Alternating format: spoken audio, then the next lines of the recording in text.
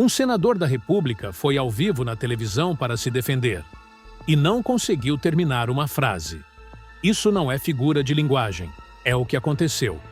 Flávio Bolsonaro, candidato declarado à presidência, sentou na bancada da Globo News, acreditando que aquilo seria mais uma entrevista controlada, daquelas em que a jornalista levanta a bola e ele corta para a torcida.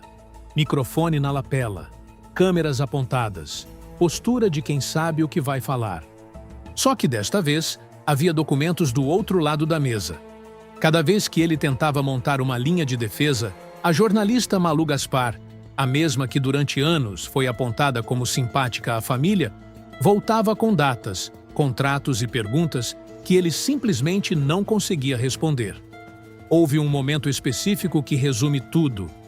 Flávio afirmou que não havia gerenciado nenhum detalhe do contrato com o Banco Master, que tudo havia passado pelos advogados. Malu imediatamente o interrompeu. Mas o senhor acabou de dizer que o dinheiro passou pelo advogado.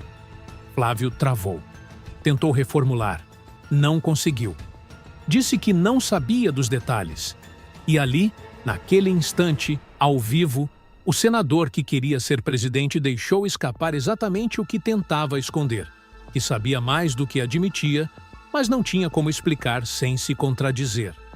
Em determinado momento, ele quase chorou ao vivo. E esse detalhe diz tudo. Porque Flávio Bolsonaro não é político de primeira viagem. Ele sabe esquivar, sabe construir narrativa. Sobreviveu ao escândalo das rachadinhas. Atravessou anos de investigação sem perder o mandato. Construiu uma carreira inteira na sombra protetora do pai. E aprendeu com ele que a melhor defesa é o ataque, que a melhor resposta é a contra-acusação, que basta aguentar a pressão que a tempestade passa. Só que desta vez não havia para onde correr. A teia estava se fechando, e estava se fechando diante de milhões de pessoas em tempo real, com uma jornalista que conhecia cada detalhe do processo e não precisava especular porque tinha os documentos na mão. E, sinceramente, isso me preocupa. Não pela entrevista em si, mas pelo que ela representa. Porque o que a Polícia Federal estava montando nos bastidores era muito maior do que qualquer confronto televisivo poderia mostrar. A entrevista foi o sintoma. A doença estava em outro lugar. Antes de continuar, reserve um momento para curtir o vídeo e se inscrever. Mas só se você realmente gostar do que eu faço aqui. Me conta também de onde você está assistindo agora. Adoro ver essa análise chegando em diferentes partes do Brasil. Agora, feito isso, então vamos continuar. Para entender o tamanho do que está acontecendo, é preciso voltar alguns meses. Flávio Bolsonaro entrou na corrida presidencial como a aposta da família. Jair estava preso, condenado, fora do jogo. Eduardo estava nos Estados Unidos, sem viabilidade eleitoral imediata. Sobrou Flávio, o filho do meio, senador pelo Rio de Janeiro, o herdeiro político mais disponível que o bolsonarismo tinha na prateleira. E não era uma aposta qualquer. Flávio carregava algo que os outros irmãos não tinham naquele momento: mandato ativo, foro privilegiado e uma base eleitoral consolidada no estado mais populoso do Sudeste. Para o PL, para os financiadores do campo bolsonarista e para os aliados que ainda apostavam na sobrevivência política da família, Flávio era o único nome viável. O plano era simples: usar o capital político herdado do pai, mobilizar a base fiel e chegar competitivo à largada de 2026. E por um tempo, os números pareciam sustentar essa aposta. Pesquisas mostravam Flávio tecnicamente empatado com o presidente Lula. Algumas chegavam a colocá-lo numericamente à frente. O PL comemorava. A base bolsonarista respirava. O plano parecia funcionar. Então, começaram os vazamentos. A relação entre Flávio, Daniel Vorcaro e o Banco Master não surgiu do nada. Vieram áudios, vieram contratos. Veio a informação de que o Banco Master, uma instituição financeira já sob investigação por operações atípicas, com executivos com histórico em operações policiais anteriores, havia aportado uma quantia milionária na produção do filme Dark Horse, o documentário sobre a vida de Jair Bolsonaro. Uma instituição que a própria Caixa Asset havia recusado como parceira meses antes, por considerar o banco atípico e arriscado. Esse detalhe, que circulou discretamente em julho de 2024, voltaria com força total meses depois. O nome de Flávio estava no centro de tudo isso. E não como coadjuvante, como peça central da negociação. Havia áudio dele cobrando o valor caro. Havia registro de contato direto entre o senador e o banqueiro, em um momento em que o Banco Master já estava enrolado com o Banco Central. Não era ingenuidade. Era um senador da República pedindo dinheiro para um banqueiro investigado. Quando ele foi à Globo News, acreditava que conseguiria virar o jogo na base da narrativa, que bastaria repetir as frases de sempre. Não sabia dos detalhes. Os advogados trataram de tudo. O dinheiro era legítimo. O problema é que desta vez havia alguém do outro lado com documentos na mão e com memória das próprias matérias que havia publicado sobre o caso. Mas aqui tem um detalhe que a maioria ainda não percebeu. O que estava sendo exposto naquela entrevista era apenas a ponta.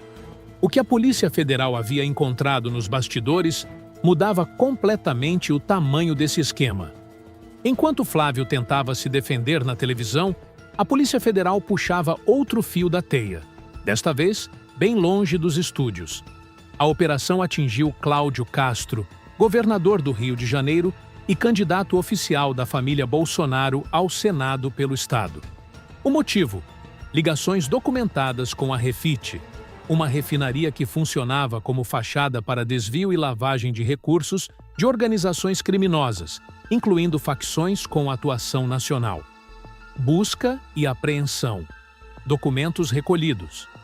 O nome de Castro associado a um esquema financeiro que vai muito além da política partidária e que conecta o campo bolsonarista fluminense a estruturas do crime organizado com ramificações por todo o país.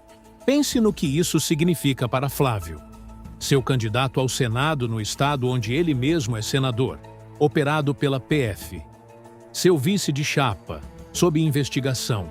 Seu aliado mais próximo no Rio, com o nome em documentos de uma refinaria fantasma usada para movimentar capital ilícito. Em questão de dias, Flávio havia perdido o candidato que deveria fortalecer sua base territorial mais importante, viu seu vice ser associado a um esquema criminoso e assistiu à principal operação policial do Estado mirar diretamente no seu entorno imediato. Não era mais uma crise de imagem, era o desmonte cirúrgico de uma estrutura política inteira. E aí você percebe, o problema não é um escândalo isolado. É uma rede sendo desfeita ao mesmo tempo em várias pontas, e a PF sabia exatamente onde puxar cada fio. Os aliados de Flávio perceberam isso antes dele. Nicolas Ferreira tentou uma defesa pública. Fez um textão nas redes, tentou argumentar que o senador não sabia de nada, e foi destruído nos comentários pelos próprios eleitores de direita. Não pelos adversários, pelos próprios seguidores, que não encontraram como sustentar a narrativa diante das provas que surgiam a cada hora. Em questão de horas, Nicolas sumiu, sem resposta, sem follow-up, sem mais nenhuma postagem sobre o assunto. Um dos parlamentares mais barulhentos do país ficou em silêncio absoluto. Tarcísio de Freitas, governador de São Paulo e nome mais cotado da direita para 2026, alegou estar gripado para não comparecer a um evento que teria a presença de Flávio. Gripado. No meio de uma crise política desse tamanho, com o futuro do bolsonarismo sendo decidido em tempo real, Tarcísio preferiu a cama ao microfone. O recado era claro. Qualquer associação pública com Flávio naquele momento era um risco eleitoral que nenhum político com ambição presidencial estava disposto a correr. Ninguém quer segurar esse menino. E esse silêncio ensurdecedor, vindo justamente de quem mais barulho faz quando convém, já é uma sentença política por si só. O filme estreou. E não foi para as salas de cinema, foi direto para o vexame. Um jornalista do Intercept conseguiu ingresso de última hora, porque a sessão estava quase vazia. O evento de lançamento, que deveria reunir políticos e aliados em peso, ficou esvaziado. Tarcísio estava gripado. Outros simplesmente não apareceram e não explicaram o motivo. Quem tinha alguma chance nas eleições de 2026 ficou longe, porque qualquer pessoa com 2 dedos de testa percebeu.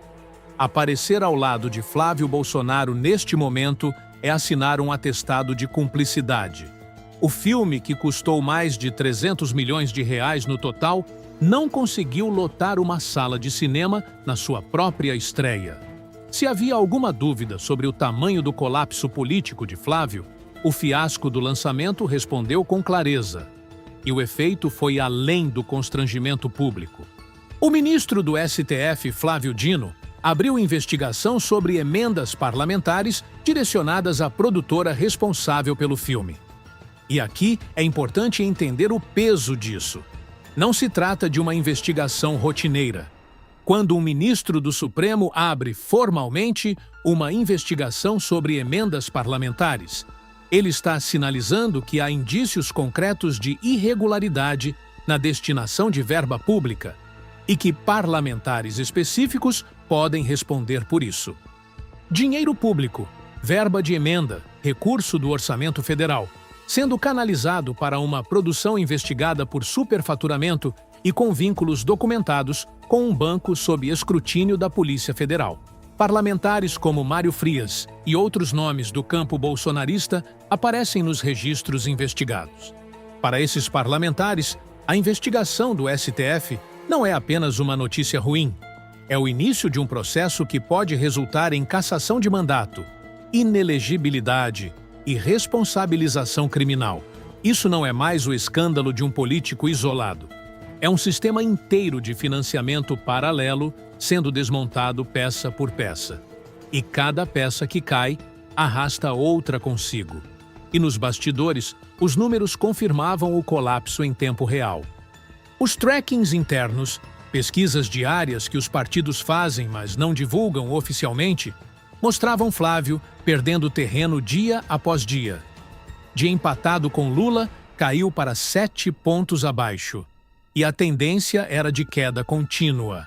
Cada nova operação, cada novo aliado que sumia das redes, cada nova revelação sobre o destino do dinheiro, tudo virava mais um ponto percentual a menos. O que parecia uma candidatura competitiva estava se transformando, em tempo real, numa candidatura terminal. Se você está achando que o pior já passou, ainda não chegamos lá. Curta o vídeo se essa análise está fazendo sentido para você. Isso ajuda muito o canal a continuar chegando em quem precisa ver. Agora, voltando, porque tem um detalhe que mudou tudo. Um detalhe que a defesa de Flávio jamais conseguirá explicar e que a Polícia Federal já tem documentado. A defesa de Flávio Bolsonaro sempre foi a mesma. O dinheiro do Banco Master foi investido no filme do pai. Ponto. Era um contrato de patrocínio cultural. Nada de irregular, nada de criminoso. Apenas um banqueiro que queria apoiar uma produção audiovisual sobre a trajetória de um ex-presidente. Era uma defesa razoável, até a Polícia Federal encontrar outra destinação para esse dinheiro. Parte dos recursos que saíram do Banco Master, instituição financeira investigada, cujos executivos têm histórico de envolvimento em operações policiais anteriores, foi utilizada para financiar a aquisição de um imóvel nos Estados Unidos, no Texas, para Eduardo Bolsonaro. O mesmo Eduardo que estava nos Estados Unidos articulando suporte político internacional para a família, que participava de eventos com figuras próximas ao governo Trump e que alegava publicamente estar trabalhando pelos interesses do Brasil lá fora. Na prática, estava morando em um imóvel comprado com dinheiro de um banco investigado no Brasil, enquanto seu irmão Flávio jurava que aquele mesmo dinheiro tinha ido para um filme. Enquanto isso acontecia nos Estados Unidos, a realidade no set de filmagem no Brasil era outra. Trabalhadores contratados para a produção relatavam condições precárias, alimentação insuficiente, comida estragada entregue no set, pagamentos atrasados, revistas consideradas abusivas na entrada das gravações. A produção, que custaria mais de 300 milhões de reais no total, sendo 134 milhões só do aporte do Vorcaro, não conseguia garantir alimentação digna para quem trabalhava nas gravações. O dinheiro estava em outro lugar. O roteiro de corrupção era mais elaborado do que o roteiro do próprio filme. Isso muda tudo, porque agora não se trata mais de superfaturamento numa produção mal administrada.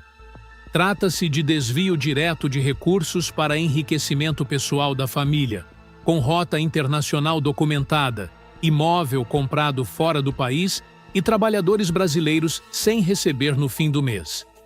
A narrativa do patrocínio cultural desmorona completamente quando se descobre que o dinheiro atravessou fronteiras para comprar patrimônio para um membro da família, enquanto os técnicos de filmagem esperavam pelo salário atrasado. E essa informação chegou à PF. Está nos autos. Está sendo investigada. O cerco não está se fechando. Ele já está fechado. O que falta agora é a formalização. E em investigações desse porte, com esse volume de provas documentadas, a formalização é questão de tempo, não de possibilidade. Vamos traduzir o que está acontecendo em termos concretos. Porque isso não é apenas um escândalo político em Brasília. Isso chega até você. O dinheiro que financiou esse esquema não veio do nada. Parte dele passou por emendas parlamentares, recursos do orçamento federal, dinheiro de impostos que você paga todo mês e que deveria ir para hospital, escola, infraestrutura, segurança pública. Parlamentares eleitos para representar o povo destinaram verba pública para uma produtora investigada, que tinha contratos com um banco investigado, que por sua vez financiou o imóvel no exterior para um membro da família do ex-presidente.